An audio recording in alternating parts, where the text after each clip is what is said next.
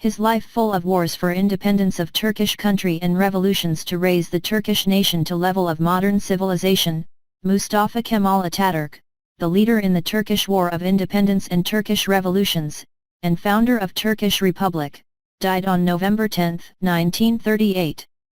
Mustafa Kemal Atatürk was a great leader, who turned Turkey into a member of modern civilization, with all institutions. To build a mausoleum that would represent his eminence, and thoughts about principles, revolutions and modernization, emerged as a common idea of the Turkish nation, during the great sadness following the death of Atatürk. As there was an observation station on the site before building Anıtkabir, the name of Antep was formerly Rezatep. There were barrows related to the Frigg civilization, which lived in Anatolia in the 12th century BC on this hill.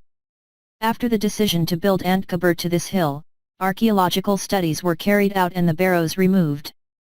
The findings from barrows are exhibited in Anatolian Civilizations Museum. In the first stage on starting construction, the nationalization procedure was initiated. The construction of Anıtkabir was started in November 9, 1944, with a magnificent ceremony. Construction was completed in 9 years, in 4 stages. The first stage, including the construction of the supporting wall of the Lion Road and the ground level, was started on November 9, 1944 and completed in 1945. The second stage, including the construction of the mausoleum and buildings that surround ceremony area, was started in September 29, 1945, and completed on August 8, 1950. At this stage, the foundation project of the monument body was decided to be prepared, in order to reduce the foundation pressure, according to the building's construction system. By the end of 1947, foundation excavation and isolation were completed, and an iron assembly 11 meters high reinforced the concrete foundation system, which would prevent any kind of subsidence, were just about to completed. The entrance turrets and most of the road arrangement, nursery facility, forest ration work and watering system of the area were mostly completed. The third stage of construction included the roads to the monument, the Lion Road, the ceremony area, stone plating of the upper part of the mausoleum, steps, placing the sarcophagus and installation work. Construction of fourth stage, 1950-1953. Preparation of the Honor Hall, lower parts of vaults, stone profiles of the Honor Hall, and ornamentation of eaves were completed in the fourth stage of construction. This stage was started on November 20, 1950, and completed on September 1, 1953. In the Anıtkabir project, there was the vault section that rises over colonnade. On December 4, 1951, the government asked architects if it was possible to finish the building earlier, in the case of lowering the height of 28-meter Honor Hall. After the studies of architects, it was found possible to cover Hall of Honor with a reinforced concrete ceiling, instead of stone vaults. This would also prevent the technical problems arising from the weight of the vault. In the construction of Anıtkabir, different colors of travertine were used as exterior plating material over concrete and marble for plating inside of the mausoleum. The white travertine that is used in statues, lion statues and mausoleum columns were from Kayseri/Narba, and white travertine used in inside walls of turrets were from Polatlı and Maki. Black and red travertines from Kayseri/Bozkırpınar were used in plating of floors of ceremony area and turrets, and yellow travertines from Ankara/Eskipazar were used for the victory reliefs and columns that surround the Hall of Honor and the ceremony area. Cream, red and black colored marbles used in floor of Honor Hall were from Çanakkale, Hatay and Adana. The tiger skin used in the Hall of Honor's inside interior walls was from Afyon, and green-colored marble was from Bilecik. The sarcophagus stone in one piece, which weighed 40 tons, was taken from Adana/Osmaniye, and white marbles that plates the side walls of the sarcophagus were taken from Afyon. Architectural properties of Anıtkabir. The period between the years 1940 and 1950 is called II North Dakota National Architecture period in Turkish architecture. In this period, more monumental, symmetrical buildings were erected, with cube-shaped stones. Anıtkabir bears the signs of this period. With the properties of this period, Anıtkabir also bears features of Seljuk and Ottoman architecture and ornamental details. As an example, in the outer surfaces, where ceiling and walls unite, there is a border which is called sawtooth pattern in Seljuk. Also some ornaments such as passion flower and rosette, found in some places in Anıtkabir, Mırmıtçık turret, museum management, are from Seljuk and Ottoman art. With all these properties, Anıtkabir is one of the best examples for that period, which covers approximately 750,000 square meters. Anıtkabir can be separated into two parts, Peace Park and the Monument Block. A. Peace Park. Anıtkabir is placed in the Peace Park, which is created with saplings from several foreign countries and from several regions of Turkey, that is inspired from the epigram of Atatürk, peace at home, peace in the world. Several trees and saplings were taken from Afghanistan, United States, Germany, Austria, Belgium, China, Denmark, Finland, France, India, Iraq, England, Spain, Israel, Italy, Japan, Canada, Cyprus, Egypt, Norway, Portugal, Yugoslavia and Greece. Today, the Peace Park contains approximately 48,500 trees and plants, from 104 different species. B. Monument Block. The Monument Block contains three parts. 1. Lion Road. 2. Ceremony Area. 3. Mausoleum. When entered from Tandoğan Gate, the road in Peace Park leads to 26 stepped wide stairs to the Lion Road. At the top of the stairs, Independence and Liberty turrets can be seen facing one another. In the Anıtkabir building complex, there are 10 turrets, which are placed symmetrically. These turrets are named with eminent concepts, according to their effects to the foundation of our nation and government. The turrets are similar to each other with their plan and structure. The turrets are based on a square-shaped 12x14x720 meter rectangle, and covered with pyramid-shaped roofs. On the top of the roofs, bronze spear tips from old Turkish tents are visible.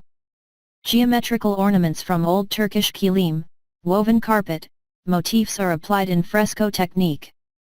Also, Atatürk's aphorisms related with that turret can be found on the inside of the walls. Independence Turret. The Independence Turret is placed on the right, at the beginning of Lion Road. On the reliefs on the interior walls of Independence Turret, a young man holding a sword with both hands, standing in an eagle figure on a rock beside youth, can be seen. The eagle is the symbol for power and independence in mythology and Seljuk art. The young man with sword represents Turkish nation as defending independence. Relief are work of Zudom Radolu. Also there are aphorisms of Atatürk, related with independence. When our nation seemed come to an end, her ancestors' voice called her to revolt, and to our war of independence. 1921, life means battle, combat. Success in life will be possible only through success in battle. 1927. We are a nation that wants life and independence, and we will pay with our life. 1921. There is no choice such as begging for justice and mercy. The Turkish nation, future Turkish children, should bear this in mind forever. 1927. This nation never lived without independence, can't live, and won't live without it. Independence or death. 1919. There is an Anıtkabir scale model, and there are illuminated boards in the turret. Liberty Turret. In the relief inside the Liberty Turret, on the left side of the beginning of the Lion Road, there is an angel figure holding a paper and a rearing horse. The angel figure symbolizes the sacredness of independence, with the paper Independence Declaration. The horse is the symbol of liberty and independence. The reliefs are the work of Zudom Radolu. In the walls of the turret, some words of Atatürk about liberty read as follows. The issue is the life of the Turkish nation as a respected nation. This is only possible with independence. Despite all riches, without independence, they are nothing more than a manservant before mankind. According to me, maintaining a nation's honor and humanity is possible with that nation's liberty and independence. Freedom, equality, and justice, all depends on national preeminence. In the turret, a photograph exhibition on the construction of Anıtkabir and stone samples from construction can be seen. Woman Statue Group. In front of the Liberty turret, there is a group of women in national garments. Women on the edge are carrying a wreath. The wreath with ears represents our productive country. The woman on the left is imploring God's mercy, and the woman in the middle is crying with her hands on her face. This group of women represents the proud, sedate, determined Turkish woman, even in great sorrow such as on Atatürk's death. The statue group is a work of Hüseyin Özkan. Men Statue Group. In front of the Independence turret, there is a group of men. The man at the right with his helmet and coat represents the Turkish soldier, the man next to him with a book in his hand represents the Turkish youth and intellectual, and the other one with local clothes represents the Turkish farmer. All three statues show the deep sorrow and longing. The statue group is the work of Hüseyin Özkan. Lion Road. There are 24 lion statues in sitting position which are placed on both ends of the road, which prepares visitors for the eminent presence of Atatürk. The road is 262 meters long. The lion statues represent power and tranquility. The lion statues are done in Hittite style, because of Atatürk's attention to Turk and Anatolian history. The statues are the work of Hüseyin Özkan. Ceremony Area. The ceremony area, at the end of Lion Road, is in the dimensions of 129 x 84.25 meters. The area, with a capacity of 15.000 persons, is decorated with 373 carpet and kilim patterns, using black, red and white colored travertine stones. Mehmet Turret. The Mehmetçik, a nickname for the Turkish soldier, turret is placed at the end of the Lion Road, at the right. On the relief outside the turret, the figure represents Mehmetçik leaving his home. In this figure, the sad but proud mother, who sends her son to war, is portrayed. The relief is the work of Zudomridolu. On the walls of the turret, Atatürk's aphorisms about Mehmetçik and the Turkish woman can be seen. In the turret, several books about Anıtkabir and Atatürk are sold. Atatürk and Turkish Revolution Library. Atatürk and the Turkish Revolution Library is placed between the Mehmetçik and Liberty turrets.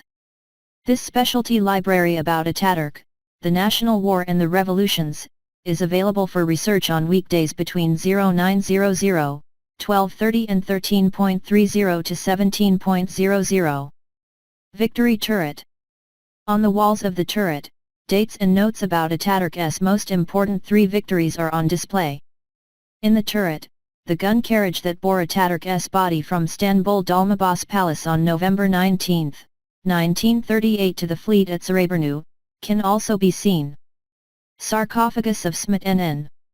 Between the peace and victory turrets, in the middle of the gallery, there is symbolical sarcophagus of Smit NN, who died on December 25, 1973, a very close friend of Atatürk, West Front commander of the Independence War, and second President of the Republic of Turkey.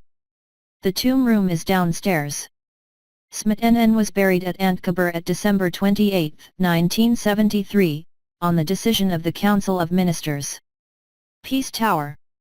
There is a composition on the inside walls of the turret, which describes the principle of Atatürk: peace at home, peace in the world.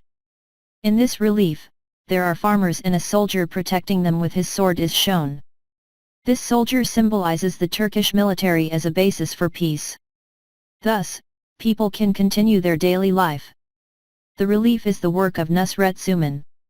On the walls of the turret, some of Atatürk's words are as follows: peace at home, peace in the world. Unless the nation's life is under attack, war is murder. 1923, in the turret, Atatürk's ceremonious and official automobiles between the years 1935, 1938, are presented. April 23 turret. There is a relief on the inside walls of the turret, that represents the opening of the Turkish National Assembly. A woman holding a paper is standing in this relief. The date April 23, 1920 is written on this paper. The woman holds a key in her other hand, representing the opening of our National Assembly. The relief is the work of Hak Adamolu. One of the aphorisms on the walls of the turret. There was only one choice, founding a new independent Turkish government, depending on national preeminence. 1919, Atatürk's private automobile between the years 1936 to 1938 is exhibited in the turret. Flagpole. In the middle of the stairs leading to the ceremony area, there is a Turkish flag on the high flagpole. This 33.53-meter long flagpole is specially manufactured in USA, and is the longest single-piece steel flagpole. 4 meters of flagpole are under the base. It was presented as a gift to Anıtkabir in 1946 from Najmi Cemal, an American citizen of Turkish origin. This flagpole was manufactured at his own flagpole factory. The relief on the base of the flagpole torch represents Turkish civilization, the sword represents the power to attack, the helmet represents power of defense, the oak branch represents victory, and the olive branch represents peace. The relief is the work of Kenan Yantuk. The Tower of the National Contract.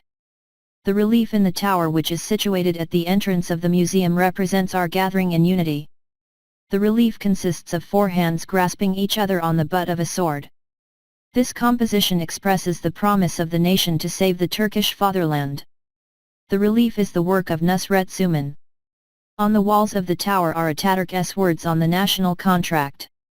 What writes the national oath, which is our general rule of liberation, is the iron hand of the nation. 1923, we want to live free and independent within our national boundaries. 1921. Nations who can't find their national identity are prey to other nations. 1923. In the midst of the tower is a tribute to the signing, which is signed by special committees attending ceremonies carried out in Anıtkabir. In the tower, which is also the entrance of the museum, are reality panels on which are presented photographs of important ceremonies in Anıtkabir. Anıtkabir Atatürk Museum. In line with the conditions of the Anıtkabir project competition, the section between the national contract and the reform towers is specified as a museum. For this purpose, the Anıtkabir Atatürk Museum was opened on June 21, 1960. Here, Atatürk's personal belongings, gifts presented to him and his clothes are on exhibition. Besides, Atatürk's medals and insignia, and some of Atatürk's belongings which were granted by his adopted children. Aa Fetnan, Rukiye Erkan, Sabiha Gökhan are also included in the exhibition. Tower of Reform. In this tower, which is the continuation of the museum, clothes Atatürk wore are exhibited. On the inner wall of the tower, the relief of a weak, powerless hand holding a torch about to go out, symbolizes the collapsing Ottoman Empire. The other bright torch held in the skies by a mighty hand symbolizes the new Turkish Republic and the reforms Atatürk carried out to enable the Turkish nation to catch up with modern civilization. The relief is the work of Nusret Suman. On the tower walls are these words of Atatürk on his reforms. If a society does not proceed with all its men and women towards the same purpose, there's no technical possibility and scientific probability of its becoming civilized. We are not inspired by heavens and the unknown sphere but directly by life itself. In this tower, which is used as the garments section of the museum, is a life-size wax statue of Atatürk by Anadolu University's former president Prof. Drive. Yilmaz Büyükersen. Tower of the Republic. This tower is the entry to the art gallery, and on its wall these aphorisms of Atatürk about the Republic are written.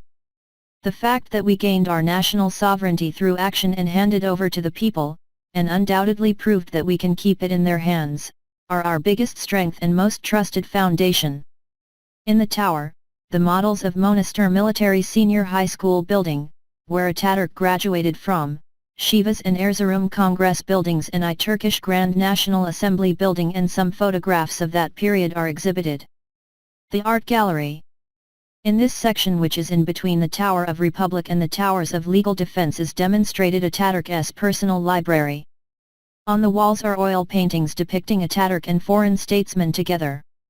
The paintings are works of the artist Rami Palavanel. There is also a cinema section in the gallery where documentary films are shown about Atatürk, national struggle and the Anıtkabir. Defense of Rights Tower. On the relief on the outer face of the tower, legal defense, Müdafaa-i Hukuk, which is the essence of our national unity in the War of Liberation, is represented. On the relief a male figure is depicted, saying hold to the enemy passing the border, with the sword in one hand while the other is held to the front. The huge tree beneath the hand reaching out represents our country, while the male figure protecting it symbolizes the nation united in the aim of liberation. The relief is the work of Nusret Suman. On the walls of the tower are words of Atatürk on legal defense. To yield national power effective and national will sovereign is the essence. 1919. Hereafter the nation will own her life, independence and entire existence in person. 1923. History can never reject a nation's blood, right, and existence. 1919. The innermost and most obvious wish and faith rising from the heart and conscience of the Turkish nation, came to light, liberation. 1927, in the tower periodically exhibitions on Atatürk and the national struggle are organized. Besides, there is also the model of the military academy Atatürk attended. The relief about the pitched battle of Sakarya. There are a youth, 2 horses, a woman and a man on the right side of the composition. These have left their homes and are on their way to defend the country against foe's first assault. The youth to the right has turned his back and shakes his left fist to the foe, saying, "One day we shall come back and avenge." Before this trio is a cart in the mud, horses struggling, a man trying to turn the wheel, 2 women, a standing warrior, and a kneeling woman is presenting him a sword. This group of figures represents the period before the Sakarya battle. To the left of this group are 2 women and a child sitting on the ground, symbolizing our people under enemy's rule awaiting the Turkish army. Over the people flies the Angel of Victory presenting a wreath to Commander-in-Chief Mustafa Kemal. The woman sitting at the end of the composition symbolizes the motherland, while the oak symbolizes victory. Motherland shows the oak, which is the victory symbol of the Turkish army. The relief is a work of Ilhan Koman. The relief about the Battle of Commander-in-Chief. The group comprising of a rural women, a boy and some horses represents the national preparation for war. In the next part Atatürk stretches out his finger, saying, "Army, your first target is the Mediterranean, ahead and pointing our army where to go." The angel in front conveys father's order to distant horizons. The part after this one, which summarizes the heroism and sacrifices of the Turkish army carrying out Atatürk's orders, depicts a warrior taking the flag from the hands of a falling private and a soldier in a trench with shield and sword in his hands, symbolizing the Turkish attack. In the front is the victory angel with the Turkish flag, calling for the Turkish army. The relief is the work of Zudomridolu. The Mausoleum. There is 42-step stairway leading to the most important part of Anıtkabir, the Mausoleum. In the middle of the stairs is the address pulpit. The side of the marble pulpit facing the ceremonial square is decorated with circular geometrical motifs. In the midst of it is Atatürk's remark, "Sovereignty is without doubt, the nation's." The pulpit is Kenan Yantuk's work. The mausoleum has a long rectangular layout of 72 x 52 x 17 m. The structure is surrounded by columns 1440 m high, 8 on the front and back, 14 on the long sides. On the front of the mausoleum to the left is Atatürk's address to the Turkish youth, to the right is his oration of the Republic's 10th anniversary. Letters are in gilt relief. The Hall of Honor. The hall is entered through bronze gates. To the right after the entrance is Atatürk's last message to the Turkey's army, dated October 29, 1938, to the left is Second President Smetano's condolence message upon Atatürk's death, dated November 21, 1938. Both scripts were written in 1981, the 100th anniversary of Atatürk's birth. Just opposite the entrance in the niche of the huge window, is Atatürk's symbolic sarcophagus. The material of the 40 tons monolithic sarcophagus is red marble. The section on which the stone stands is covered with white Afyon marble. The ground of the Hall of Honor is covered with red, black, green and tiger's fur marbles from Adana and Hatay, while the side walls are of marbles from Afyon and Bilecik of the same kind. The ceiling of the Hall of Honor consisting of 27 rafters and that of the side galleries are decorated with mosaics. The height of the Hall of Honor is 17 m and there are 6 bronze torches on each of the side walls, which make a total of 12. The top of the mausoleum is covered with a flat lead roof. The tomb. The beloved corpse of Atatürk is in a grave dug directly in the soil below the ground floor of the mausoleum. The tomb, which is situated right beneath symbolic sarcophagus in the Hall of Honor on the first floor of the mausoleum, is an octagon in the Seljuk and Ottoman architectural style, topped with a pyramidal roof and its ceiling decorated with mosaics bearing geometrical motifs. The ground and the walls are covered with black, white and red marbles. In the middle of the tomb, the smaller sarcophagus made of red marble is directed towards the Kaaba. This marble sarcophagus is surrounded by vases filled with soil from every province and from the Turkish Republic of Northern Cyprus. The ALAGOZ Headquarters Museum. Upon the approach of the enemy to Polotl during the Sakarya battle, the West Front commander Zip chose the village of Alagaz, located between Ankara and Polotl, as front headquarters. The farmhouse of Turkulu Ali Aa of the village was used as headquarters. After the end of the Sakarya battle, the building was reused as a home by its owners Ali Turkulu and his sons until 1965. In 1965 it was turned over by the inheritors to the Ministry of Education. The structure, which was transferred to the Anıtkabir Museum Directorate under the General Directorate of Ancient Monuments and Museums in 1967, was restored and turned into a museum thereafter. On November 10, 1968, only the upper floor was arranged and opened to the public, the lower parts were opened in 1983 after a reorganization. The structure is a two-story one and has a garments room, library and memorabilia room, officers' lunch room, kitchen, communications room, room of the commander-in-chief, staff officers' room, refreshing room, aide-de-camp's room, Atatürk's bedroom, Atatürk's dining room with his servants' room, a total of 12 rooms. Atatürk's remarks to the Turkish youth. Turkish youth. Your first duty is to forever preserve and defend the Turkish independence and the Turkish Republic. This is the very foundation of your existence and your future. This foundation is your most precious treasure.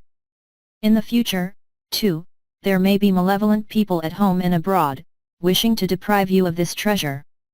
If someday, you are compelled to defend your independence and your republic, you will not hesitate before you take upon yourself the duty, thinking about the possibilities and circumstances of the situation in which you will find yourself. These possibilities and circumstances may prove to be extremely unfavorable. The enemies conspiring against your independence and your republic may have behind them a victory unprecedented in the whole world. By means of violence and deceit, all the fortresses of your beloved fatherland may have been captured, and all its shipyards occupied, armies dispersed and every corner of the country invaded. And even more distressing and graver than all these circumstances, within the country, those who have the authority to rule may have fallen into negligence, error and even treachery. Furthermore, they may identify their own interests with the political desires of the invaders. The country may be in extreme poverty, in ruins and in exhaustion. Youth of Turkey's future. Even in such circumstances, it is your duty to save the Turkish independence and republic. The strength you need is the noble blood that runs in your veins. 1927. Address, Anıtkabir Tandoğan/Ankara. Tel, 312, 231 79 75.